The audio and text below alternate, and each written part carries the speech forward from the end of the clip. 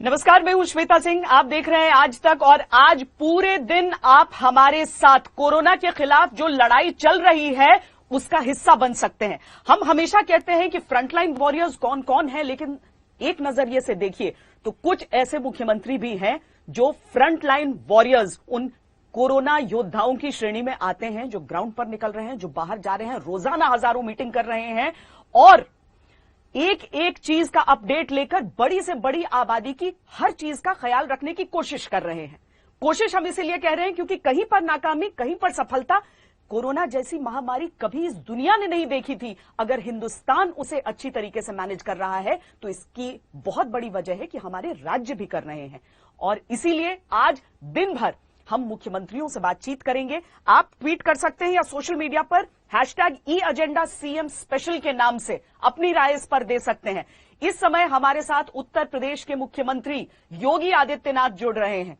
योगी जी, बहुत बहुत स्वागत है आपका। आप ही के साथ हम इस सत्र की शुरुआत कर रहे हैं क्योंकि उत्तर प्रदेश सबसे बड़ा राज्य, सबसे बड़ा आबादी वाला राज्य इस देश का, लेकिन उसके साथ ही कोरोना के खिलाफ लड़ाई में जिस तरह से आप लोगों ने शुरुआत की और आज की तारीख में जहां पर खड़े हैं, एक बहुत बड़ी मिसाल के तौर पर भी हम देख सकते हैं।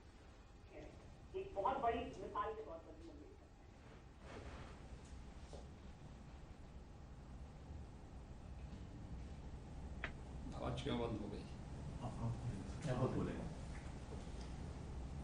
देखिए, धन्यवाद। मैं आप सबका अभिनंदन करता हूं कि वैश्विक महामारी के खिलाफ देश की इस लड़ाई में मीडिया ने जिस प्रकार से बढ़ चढ़ करके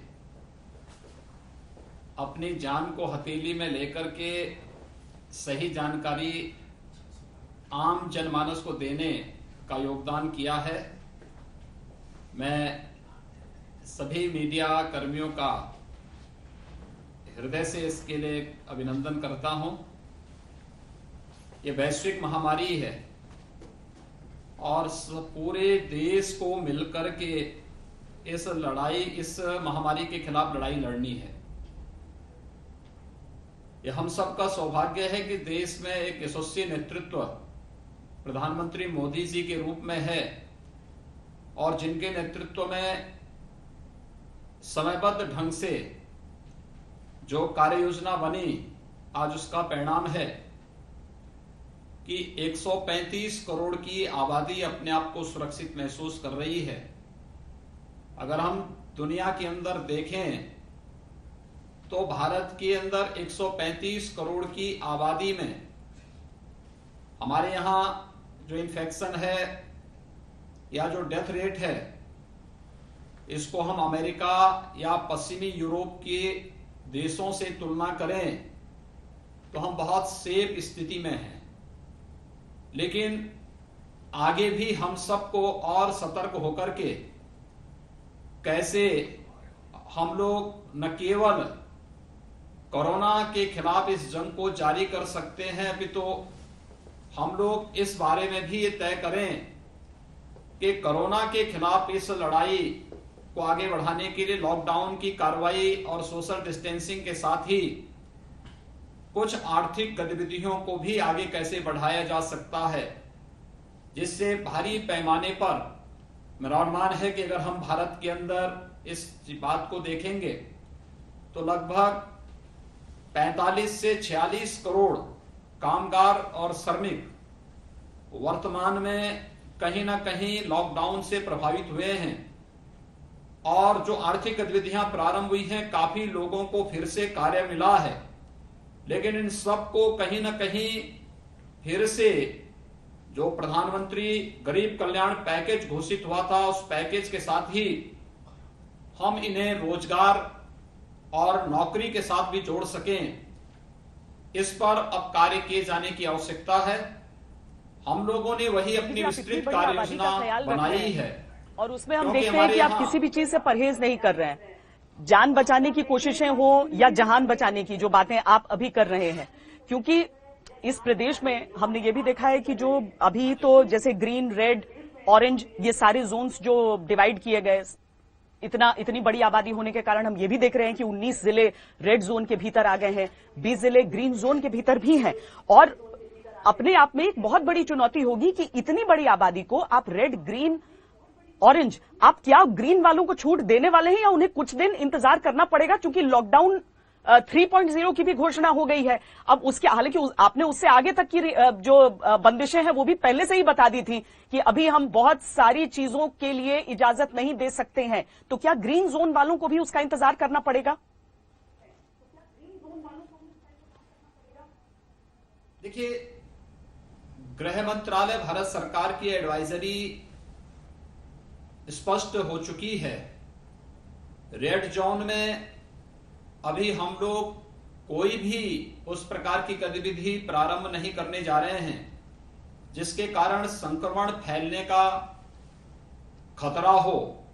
हर हाल में कोरोना की चेन को तोड़ना, और इसके लिए लगातार प्रयास किए जा रहे हैं, और यही रेड जोन के पीछे की परिकल्पना भी यही है कि हर हाल में हम उसके संक्रमण को स्प्रेड होने से रोकें। ऑरेंज जोन में कुछ गतिविधियों को आगे बढ़ाने की कार्रवाई प्रारंभ हो रही है, और ग्रीन जोन में भी बृहद स्तर पर हम लोगों ने कुछ कार्रवाई अपनी प्रारंभ की।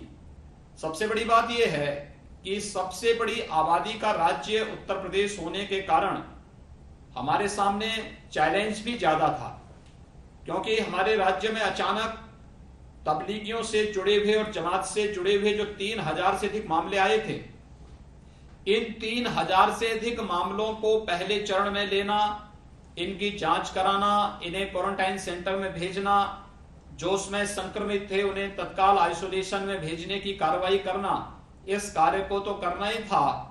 इसके बाद बाहर से आने वाले जो हमारे प्रवासी कामगार और श्रमिक थे, इन लोगों के बारे में चिंता करना, उन्हें सुरक्षित पहले क्वारंटाइन सेंटर में भेज करके फिर 14 दिन के क्वारंटाइन का उनका कार्य पूरा होने के बाद फिर उन्हें सुरक्षित होम क्वारंटाइन में भेज करके उन्हें खाद्यान्न आदि की व्यवस्था देना, कम्युनिटी किचन की व्यवस्था करना, ये सारी चीजें होनी थी।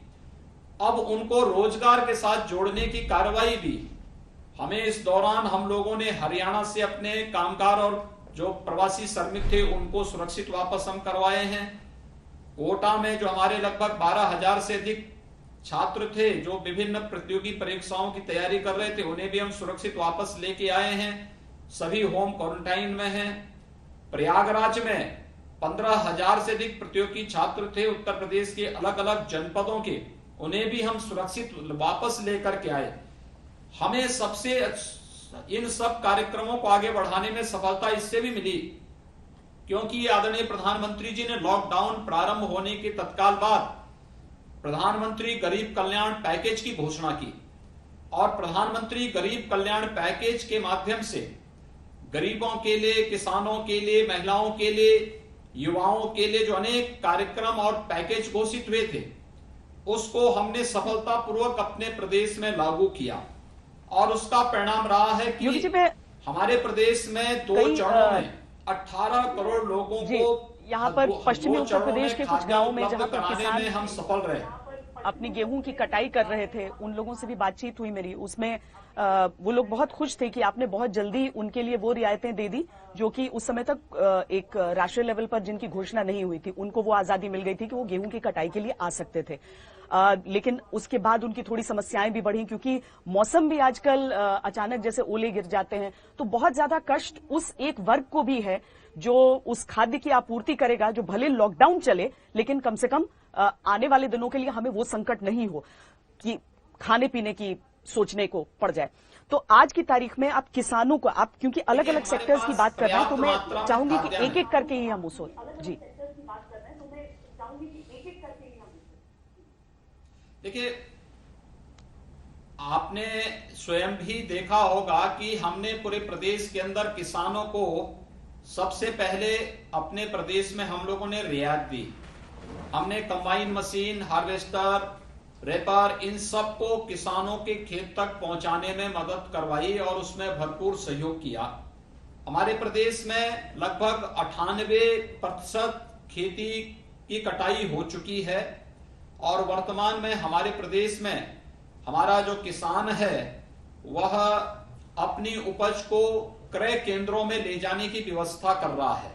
इसके लिए हमने सुविधाएं दी, हमने एफपीओज को भी इसकी सुविधा दी, हमने बड़ी बड़ी कंपनियों को भी किसान के खेत में या उनके घर में जाकर के प्रोक्योरमेंट करने की पूरी सुविधा दी, और साथ साथ हमने राज्य सरकार की तरफ से भी 5,500 स्थानों पर क्रय केंद्र स्थापित करके सुनिश्चित किया है कि किसान को न्यूनतम समर्थन मूल्य से कम दाम न मिले। लेकिन साथ साथ हमने ये भी किया कि अगर खड़ी फसल है और किसान की फसल को ओलावृष्टि से, अतिवृष्टि से नुकसान हुआ है, तो हम लोगों ने 48 घंटे के अंदर उसकी रिपोर्ट मांग करके वहां पर किसानों को हम लोगों ने पूरा उसका भुगतान भी, मुआवजे का भुगतान भी हमने तत्काल रूप से किया। अगर जनहानि हुई है 4 लाख रुपए की आर्थिक सहायता उस पीड़ित परिवार को तत्काल आपदा राहत कोष से हम लोगों ने करवाने का कार्य भी किया। बीज और खाद की दुकानों को हम लोगों ने पूरे लॉकडाउन की कार्रवाई के दौरान किसानों के हित में हम लोगों ने चलाए, और खाद्यान्न का पर्याप्त भंडार हमारे पास वर्तमान में मौजूद है। हम लोग 2 बार अपने प्रदेश के 18 करोड़ लोगों को खाद्यान्न उपलब्ध करवा चुके हैं, और कल से यानी 1 मई से हमारी तीसरी बार खाद्यान्न की आपूर्ति उन सभी नागरिकों के लिए फिर से प्रारंभ हो चुकी है। हर कोटे की दुकान में खाद्यान्न कोई भी कार्ड धारक ले सकता है। जिसके पास कार्ड धारक नहीं, जो प्रवासी श्रमिक है, जो निराश्रित था, उसके लिए भी खाद्यान्न देने की व्यवस्था हम लोगों ने प्रदेश के अंदर बनाई है। उससे हम अपने आपदा राहत योगी जी, जो घर वापसी कैंपेन चला, यानी कि अलग अलग प्रदेशों से जो आपके श्रमिक थे जहां पर फंसे हुए, उन्हें लाने का काम हो या कोटा के स्टूडेंट्स को लाने का काम हो, वो भी सबसे पहले आपने उसकी शुरुआत की थी। लेकिन एक मन में सवाल उठता है कि ये आपने उन्हें प्रदेश की सीमा में लेकर वो क्वारंटाइन पूरा खत्म करके अपने अपने घरों तक तो गए, लेकिन अब उनके रोजगार का क्या होगा? कैसे आगे ये जो दिहाड़ी रोज कमाने खाने वाले मजदूर थे, वो किस तरीके से, वो कैसे आश्वस्त हो सकते हैं आने वाले दिनों के लिए?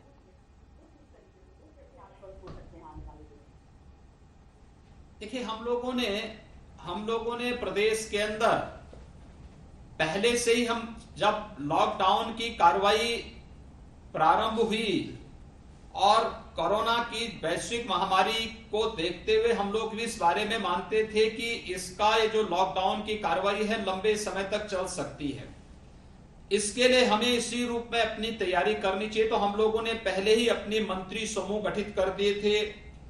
जो हमारे वरिष्ठ प्रशासनिक अधिकारी और विशेषज्ञ गण थे, उनकी हमने कमेटी गठित कर दी थी, और उन लोगों को इस बात के लिए तैयार किया कि वे इन मुद्दों पर कार्य करें। हमारे यहाँ मंत्री समूह अलग अलग विषयों पे काम कर रहा है। हमारे यहाँ अधिकारियों के अलग अलग समूह विशेषज्ञों के साथ बैठ के अलग अलग उस पर कार्य कर रहा है। इसीलिए हम लोग इतने बड़े प्रदेश में, चाहे वह डोर स्टेप डिलीवरी का हो, चाहे वह गरम खाना हर एक उस परिवार तक, जरूरतमंद तक पहुंचाने की कार्रवाई हो, चाहे वह कोविड और नॉन कोविड हॉस्पिटल को अलग अलग करने और प्रदेश में अंदर अकेले कोविड हॉस्पिटल की ही व्यवस्था अगर आप देखेंगे तो हमारे यहाँ लेवल 1, लेवल 2 और लेवल 3 के हमारे पास 52,000 बेड उपलब्ध हैं आज के दिन पर, जहां पर हम कुशलता पूर्वक हर एक व्यक्ति को यहां पर कोरोना पॉजिटिव से जुड़े हुए या कोरोना के सिम्टम से जुड़े हुए किसी भी व्यक्ति को हम उपचार की सुविधा प्रदेश के अंदर हॉस्पिटल में उपलब्ध कराने की स्थिति में है। हमारे पास लैब की व्यवस्था का कार्य हो, लॉजिस्टिक की व्यवस्था हो, इन सभी को हमने क्रमबद्ध ढंग से अलग अलग कार्य किया। और यही हम मानते थे कि हमारी एक बड़ी आबादी, क्योंकि अगर पूरे देश के अंदर देखेंगे तो मैन पावर में उत्तर प्रदेश और बिहार, ये 2 राज्यों की एक बड़ी आबादी अलग अलग राज्यों में रहती है, कार्य करती है, परिश्रम करती है। तो ये उत्तर प्रदेश के लिए एक चुनौती थी। हमने शुरू में ही इस चीज को तय किया कि 15 से 20 लाख कामगार और प्रवासी श्रमिकों के लिए भी रोजगार की और नौकरी की व्यवस्था हमें यहां करनी है। और मैं आज के दिन पर इस बात को कह सकता हूं कि उत्तर प्रदेश में जो पहले से रहने वाले कामगार और श्रमिक थे, वे किसी भी राज्य के रहे होंगे, हमने उनकी भी व्यवस्था की। उद्यम चले हो न चले हो, हमने उनको उनका मानदेय उपलब्ध करवाया। साथ साथ उनके जहां पर नहीं चल पा रहे थे, उद्यम नहीं दे पा रहे थे, वहां पे हमने उन्हें भरण पोषण भत्ता भी दिया और उन्हें खाद्यान्न और भोजन की व्यवस्था भी की। आज के दिन पर हम 25 लाख ऐसे बाहर के रहने वाले जितने भी प्रदेश के अंदर ऐसे उद्यम थे, या तो हमने उन्हें चलाया, हमारी 119 चीनी मिलें चली, 12,000 से अधिक ईंट भट्टे हमारे सफलतापूर्वक चले हैं, एक भी कोई मामला वहां से नहीं आया। और भी हमारे वर्तमान में 7,000 अभी भी ऐसे लोगों की संख्या है जिन्होंने आवेदन दिया है कि वो उत्तर प्रदेश लौट कर आना चाहते हैं? हाँ, देखिए एक बड़ी संख्या है। हमने देश के अंदर अलग अलग राज्यों के लिए मैंने एक एक नोडल अधिकारी नियुक्त किया था, एक सीनियर आईएएस अधिकारी को, एक सीनियर आईपीएस अधिकारी को, और उन्हें इस बात के लिए अधिकृत किया कि वे प्रत्येक राज्य में जुड़े हुए प्रवासी कामगार और श्रमिकों की सूची तैयार करके उन राज्य सरकारों से बातचीत करें। भारत सरकार की एडवाइजरी उन्हें लाने के लिए जो व्यवस्था देगी, हम उसके अनुसार उनका यहां पर लाने की व्यवस्था करेंगे। लेकिन हमें इस बात के ध्यान में रखना है कि उन्हें वहां भी कोई समस्या ना हो। अगर संबंधित राज्य सरकारें सहयोग करेंगी अच्छी बात है, नहीं करेंगी तो आवश्यकता पड़ेगी उन राज्यों में भी उनके लॉजिंग फूडिंग की व्यवस्था हम अपने स्तर पर करेंगे। और ये कार्य सभी राज्य सरकारों ने निभाया कि वे अपने अपने राज्यों में रहने वाले सभी प्रवासी, हाँ हमने की है। आज हमारे यहाँ नासिक से एक ट्रेन आज पहुंच रही है, हमारे यहाँ राजस्थान और मध्य प्रदेश से काफी प्रवासी श्रमिक आ चुके हैं, हरियाणा को हम पहले ला चुके हैं। आज महाराष्ट्र नासिक से पहली ट्रेन यहाँ पर आ रही है। इसके अलावा गुजरात है, महाराष्ट्र के अन्य क्षेत्रों में मुझे लगता है कल से हमारे यहाँ 4-4 ट्रेन आएंगी। हमने क्वारंटाइन सेंटर जो हमारे बनाए हैं उसमें 10 लाख लोगों के रहने की व्यवस्था, उनके खाने की व्यवस्था का इंतजाम पहले ही कर लिया है। हम इनका परीक्षण कराएंगे, जो स्वस्थ होंगे, जिसमें कोई सिम्टम नहीं होगा, उन्हें तत्काल हम होम क्वारंटाइन में खाद्यान्न देकर के होम क्वारंटाइन में भेजेंगे। जिनमें थोड़ी भी सिम्टम होगा वो क्वारंटाइन सेंटर में रहेंगे। जो कोरोना पॉजिटिव से पहले से पीड़ित हैं उन्हें तत्काल आइसोलेशन वार्ड में भेजने की व्यवस्था हम लोगों ने कर ली है। कहीं कोई दिक्कत नहीं है। हम रोजगार भी देंगे, उनके रहने खाने की व्यवस्था भी देंगे और भरण पोषण भत्ता भी हर एक परिवार को, हर एक व्यक्ति को देंगे, क्योंकि ये आपदा है और आपदा के समय में ये किसी भी सरकार का दायित्व बनता है कि वह अपने नागरिकों के साथ खड़े हों। उत्तर प्रदेश सरकार भारत सरकार के सहयोग से हर एक नागरिक के साथ खड़ा है, चाहे वह गरीब है, किसान है, नौजवान है, महिलाएं हैं या समाज के किसी भी तबके का व्यक्ति होगा, हम उसको भरपूर सहयोग करेंगे, बेहतर सुविधा उपलब्ध कराने का कार्य कर रहे हैं। और कहीं किसी प्रकार योगी जी काफी मुश्किल लक्ष्य भी आपने अपने लिए तय कर लिया है। आपने कह दिया कि एक हफ्ते में यूपी को कोविड-19 टेस्टिंग में नंबर 1 बनाने वाले हैं कि वे पैदल न चलें। जी हाँ जी, आपने एक बहुत मुश्किल लक्ष्य अपने लिए रखा कि टेस्टिंग के हिसाब से, जिसके लिए पूरी दुनिया कहती है भारत में क्या पर्याप्त टेस्टिंग नहीं हो रही है, किस वजह से नहीं केस आ रहे हैं। आपने कहा एक हफ्ते में यूपी को कोविड-19 टेस्टिंग में नंबर 1 बना लिया जाएगा। ये तो बहुत मुश्किल लक्ष्य है आपके लिए, क्योंकि इतनी बड़ी आबादी में कैसे। हालांकि ये और भी अहम है ये देखना कि आपने कहा कि एक बहुत माइक्रो मैनेजमेंट इसका करना है, लगभग एक पल्स पोलियो कैंपेन जैसे चलाना चाहते हैं आप।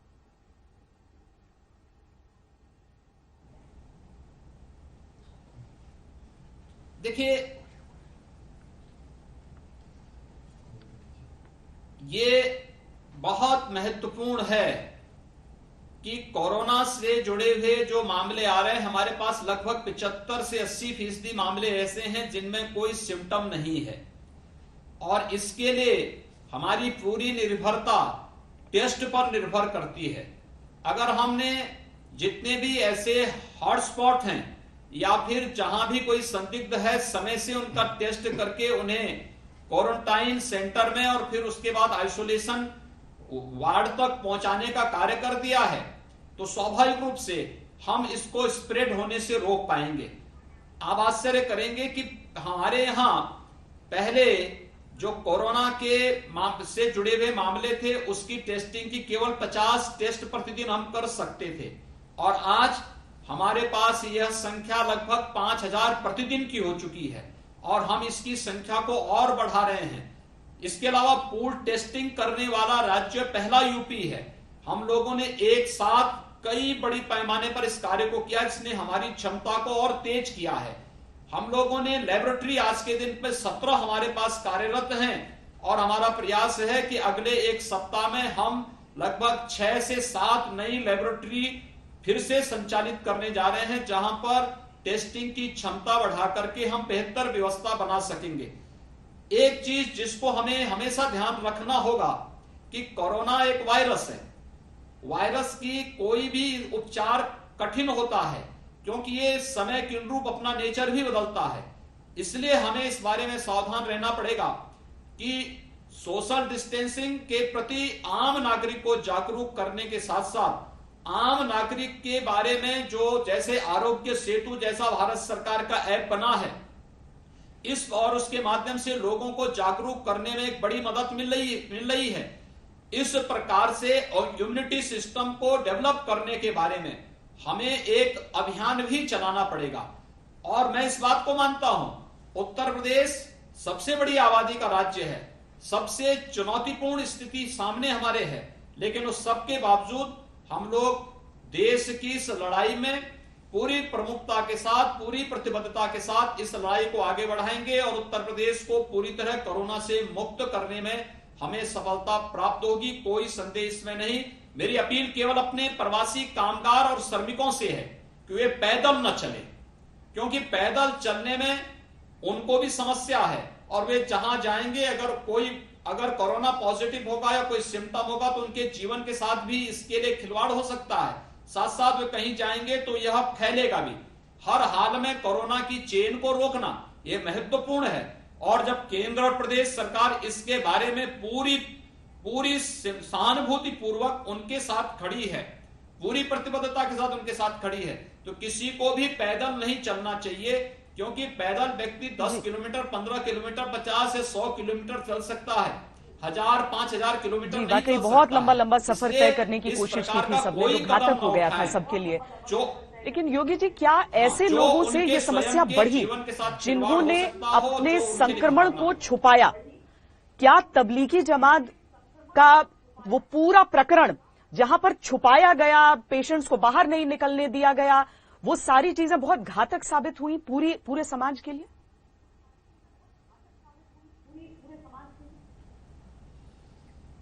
देखिए,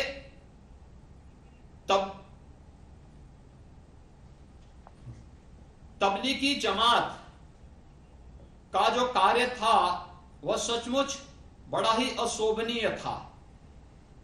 देखिए, बीमारी होना एक विषय है, बीमारी होगा वो अपराध नहीं, लेकिन बीमारी होने के बाद ऐसी बीमारी को जो संक्रामक हो उसको छुपाना ये अपने आप में एक अपराध है और ये अपराध तबलीगी जमात से जुड़े हुए लोगों ने किया है।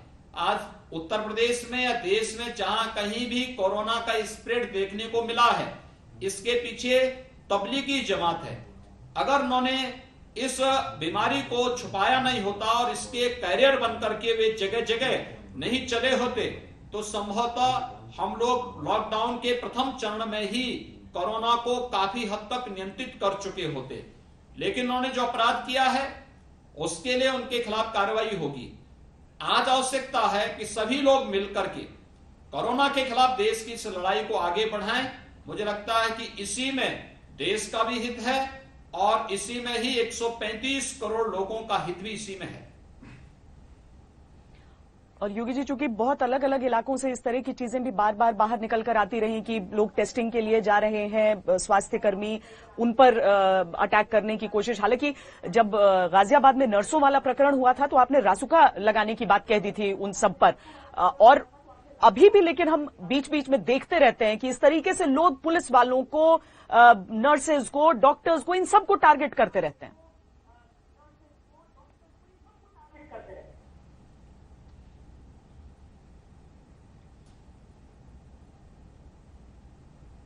देखिए, इसमें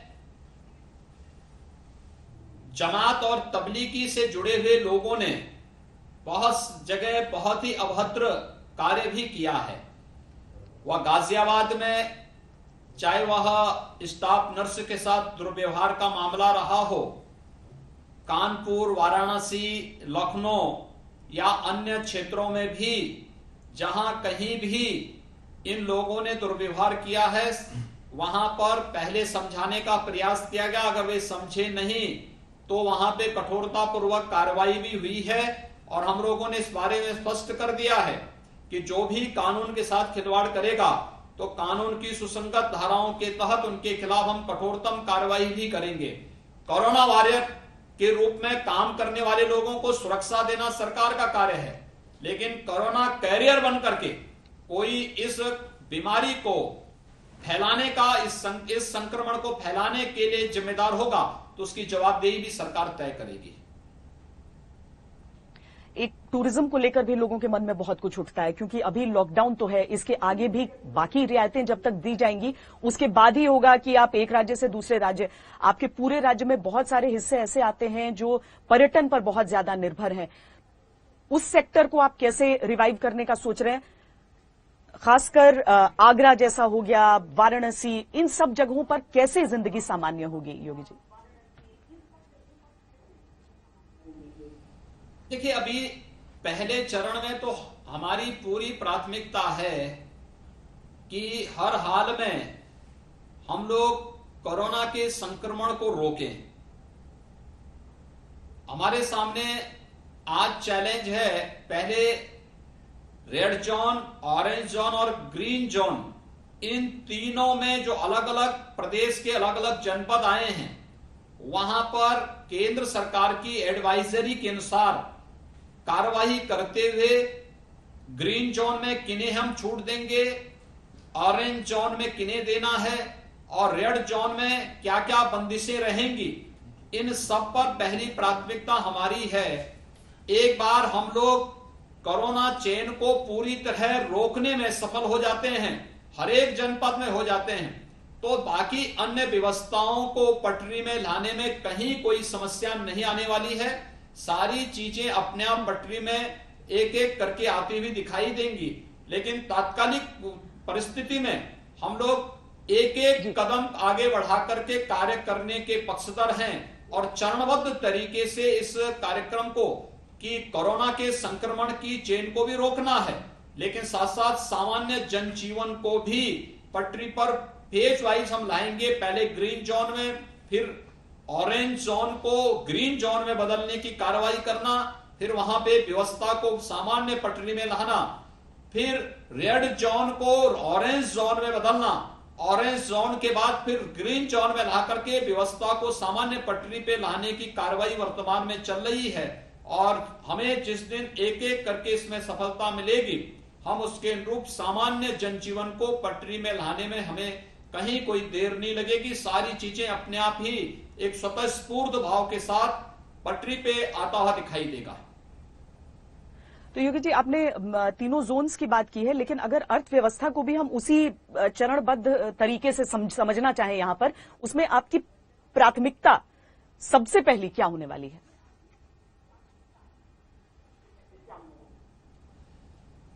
देखिए, हमारे यहां स्वाभाविक रूप से कि उत्तर प्रदेश जैसे राज्य के लिए ये अपने आप में एक चैलेंज है, और ये चैलेंज हमारे लिए इसलिए भी है, मैं अगर आपको राजस्व की ही बात बताऊं, हम लोगों ने कल ही 1 मई को अपने 16 लाख कर्मचारियों का वेतन रिलीज किया और 12 लाख रिटायर्ड कर्मचारियों के पेंशन की राशि को भी कल हम लोगों ने रिलीज किया।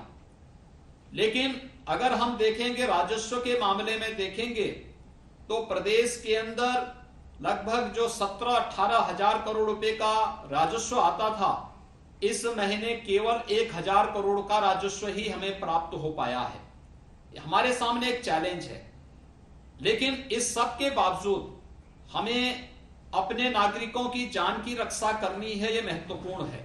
और इसी को ध्यान में रख करके हम लोगों ने इन कार्रवाई को फेज वाइज लिया है कि किन उद्योगों को हम पहले, हमने जैसे ग्रामीण क्षेत्र में जहां पर कोरोना का कोई भी मामला नहीं है, वहां के सामान्य जनजीवन को आगे बढ़ाने की कार्रवाई हम लोगों ने सब्जी की दुकानों को, खाद्यान्न की दुकानों को, किराना से जुड़े हुए दुकानों को, दवा की दुकानों को, इसको हम पहले चरण में छूट दे चुके हैं हॉटस्पॉट के बाहर। दूसरे चरण में हम लोगों ने उन क्षेत्रों में जो घर निर्माण को लेकर के या बड़े बड़े निर्माण को लेकर के जो कार्य होते हैं, सीमेंट है, छड़ है, बालू गिट्टी का है या अन्य इस प्रकार के जो निर्माण के कार्य हैं, इनसे जुड़े हुए उद्यम को हम लोगों ने छोड़ दी है। माइनिंग की कार्रवाई को हमने आगे बढ़ाने की कार्रवाई भी प्रारंभ कर दी है। हमारे यहाँ सभी 12,000 से अधिक ईंट के भट्टे संचालित हो चुके हैं। हमारे यहाँ चीनी मिलें संचालित हुई हैं। हमने अपने यहाँ एमएसएमई से जुड़े हुए उद्यम जितने भी हैं, जो अगर हॉटस्पॉट के बाहर हैं, तो इसमें कम जगह पर ज्यादा संख्या में एक उत्पादन भी करती हैं, कार्य भी करती हैं और ज्यादा लोग अपने अपने घरों में रह करके इस कार्य को कर सकते हैं। तो उस पर हमने फोकस किया है। 90 लाख से अधिक हमारे पास एमएसएमई की यूनिट हैं।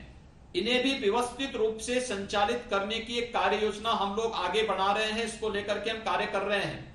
हमने उद्योग जगत से इस बारे में बातचीत करके उनसे कहा है कि अगर वे अपने औद्योगिक परिसर में ही श्रमिकों की लॉजिंग फूडिंग की व्यवस्था कर सकें, तो हम उनको वहां पर सैनिटाइज करने के साथ साथ उनके स्वास्थ्य परीक्षण करने, थर्मल स्कैनिंग के माध्यम से वहां पर जांच की प्रक्रिया को करने और रैंडम चेकिंग करके हम लोग वहां पर कुछ लोगों की जांच कर लेंगे। वे उद्योग उसके बाद वहां पर संचालित करें। जहां पर उनके पास औद्योगिक परिसर में रहने की व्यवस्था नहीं, वहां पर सोशल डिस्टेंसिंग का ध्यान रखते हुए हमने इस बारे में उन लोगों से कहा है कि भाई वहां पे वे लोग वाहन से अगर लोगों को ला सकें तो उसके लिए हम उन्हें परमिशन दे रहे हैं। इस प्रकार अब तक हम लोग लगभग 7,500 से अधिक उद्योग, बड़े बड़े उद्योगों को भी प्रदेश के अंदर संचालित करने में सफल हुए हैं। लेकिन हमें सतर्कता अभी बरतनी है, क्योंकि हमारे पास अब जो बड़ी संख्या में प्रवासी कामगार और श्रमिक आ रहे हैं, इनमें कोरोना संक्रमण की स्थिति कुछ ज्यादा है। देखिए, पहले चरण में हम लोगों ने दिल्ली, हरियाणा से लगभग 4.5 लाख प्रवासी कामगार और श्रमिकों को हम लोग लेके आए थे। उनमें संक्रमण नहीं था, ना के बराबर था। हम उन्हें सुरक्षित ले गए, क्वारंटाइन में रखे, फिर उन्हें जांच के बाद होम क्वारंटाइन में रखे हैं, कहीं कोई समस्या नहीं। लेकिन अब जो आ रहे हैं, मैंने पिछले 1 सप्ताह के अंदर देखा कि कोई ट्रक से छुपकर, कोई मालगाड़ी में छुपकर, कोई पैदल ही चलाया और इनके कारण हमारे 15 जनपद में 1-1, 2-2 मामले कोरोना पॉजिटिव के आते हुए दिखाई दिए।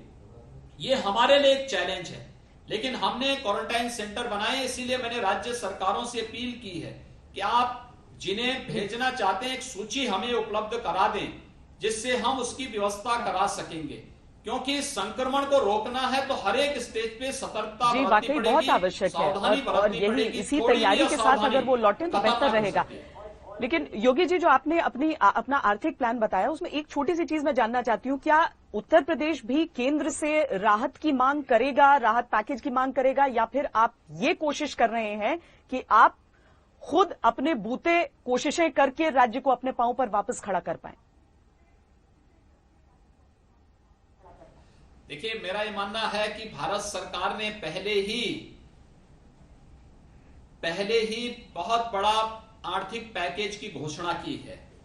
खासतौर पर पहली बार 1,70,000 करोड़ रुपए का गरीब कल्याण पैकेज की घोषणा भारत सरकार ने आदरणीय प्रधानमंत्री जी के नेतृत्व में घोषित किया है।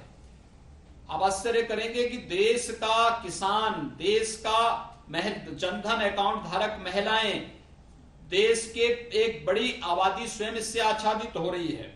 अगर सभी राज्य सरकारें इस पैकेज को ईमानदारी से लागू कर देंगे तो किसी भी गरीब के लिए समस्या नहीं आने वाली है। हम लोगों ने भारत सरकार के पैकेज को भी ईमानदारी पूर्वक लागू किया और जहां आवश्यकता थी वहां पर हमने राज्य सरकार के स्तर पर भी कुछ सहयोग दिया है। तात्कालिक रूप से प्रदेश के सामने कोई समस्या नहीं, हम बहुत अच्छे ढंग से उसको आगे बढ़ा रहे हैं।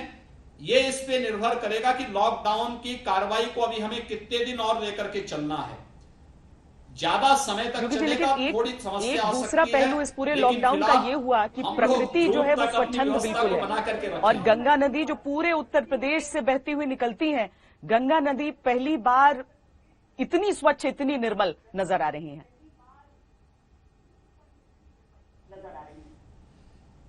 देखिए, प्रकृति तो अपना काम करेगी ही। मनुष्य समझने का प्रयास नहीं करता है लेकिन प्रकृति अपनी शुद्धि के कार्यक्रम को समयबद्ध ढंग से अपने आप आगे बढ़ा देती है। आप देख रहे होंगे और पूरा देश और पूरी दुनिया देख रही है, लॉकडाउन से तात्कालिक परेशानी हमें जरूर है, लेकिन प्रकृति की सुंदरता और प्रकृति की शुद्धता भी उसी रूप में हमें दिखाई दे रहा है। आप किसी भी नदी को देखेंगे तो उसके जल में व्यापक सुधार देखने को मिला है। आप प्रकृति को देखिए, हिमालय को देखिए, पहाड़ों को देखिए और प्रकृति की उस सुंदरता को निहारने का प्रयास करेंगे तो वास्तव में बहुत कुछ उसके अंदर घटित हो रहा है। यही नहीं, बहुत सारी जगह ऐसे थे जहां पे पहले ये चिड़िया नहीं दिखती थी, पशु पक्षी नहीं दिखते थे। आज एक बार फिर से उनका आवागमन उन सभी क्षेत्रों में आता हुआ दिखाई दे रहा है। लेकिन हमें लॉकडाउन और सोशल डिस्टेंसिंग के साथ साथ आर्थिक गतिविधियां भी फेज वाइज आगे बढ़ाने की कार्रवाई करनी ही चाहिए, क्योंकि हमें अगर प्रतिस्पर्धा में अपने आप को बनाए रखना है तो हम हर एक चीज को एक साथ अगर चरणबद्ध तरीके से इन्हें आगे बढ़ाने का कार्य करेंगे तो ये चीजें अपने आप व्यवस्थित रूप से आगे बढ़ेंगी। बड़ी बात कह रहे हैं आप जी योगी जी, बहुत बड़ी बात कह रहे हैं और वाकई इस समय से उस सोच की आवश्यकता है। लोग एक और चीज को लेकर बहुत दुखी होते हैं कि इतने त्योहार निकलते जा रहे हैं, वो अपने ईश्वरों के दर्शन नहीं कर पाते हैं। देखिए केदारनाथ के पट खुल गए लेकिन वहां नहीं जा सकता कोई, चार धाम यात्रा कोई नहीं जा सकता, और रमजान का महीना है। तो ऐसे में हम यही उम्मीद करते हैं कि लोग, जितने भी लोग होते हैं, उनको अपनी धार्मिक आस्थाएं घर के भीतर ही रहकर पूरी करनी चाहिए। योगी जी देखिए, हम लोगों ने भी अपील की है, मैंने सभी धर्माचार्यों से स्वयं भी बातचीत की थी और मैंने सबसे ये अपील की थी कि हमारा प्रयास होना चाहिए कि देखिए अध्यात्म अंतःकरण का भाव है और अलग विषय है कि इसके लिए मंदिर है, मस्जिद है, गुरुद्वारा है, चर्च है, अलग अलग उपासना केंद्र हैं। लेकिन आज महामारी से बचना भी है और बचाना भी है, तो स्वाभाविक रूप से हम चाहे वह पूजा है घर में भी कर सकते हैं, नमाज है ये घर में भी हो सकता है, या कोई भी उपासना है वह अपने घर में ही बैठ करके आप उस कार्यक्रम को संपन्न कर सकते हैं, क्योंकि आज जान बचाना महत्वपूर्ण है और जान है तो जहान है, तो हम जान बचा करके फिर जहान की बात करें। इसलिए हमने नवरात्रि हुई थी, इसी दौरान वासंतिक नवरात्रि में हर एक हिंदू ने मंदिरों में जाकर के अपने घरों में ही माँ दुर्गा की पूजा की थी, आदि शक्ति माँ भगवती की पूजा की थी। रामनवमी के आयोजन लोगों ने अपने घरों में ही संपन्न किया था, कोई सार्वजनिक आयोजन नहीं हुआ था। और यही अपील हम लोगों ने रमजान के महीने में भी की है कि भाई आप जो भी करना है अपने घर में करिए, बाहर कोई सार्वजनिक स्थान योगी जी, अंतिम प्रश्न एक मैं आपसे करना चाहती हूँ, या आपके लिए एक बहुत बड़ा निजी आघात था। एक मीटिंग के बीच में आपको ये बताया गया कि आपके पिता का निधन हो गया है, लेकिन आपने लॉकडाउन का सम्मान करते हुए, प्रदेश की जनता को देखते हुए आप नहीं गए। एक बेटे के मन में क्या गुजरी थी उस समय?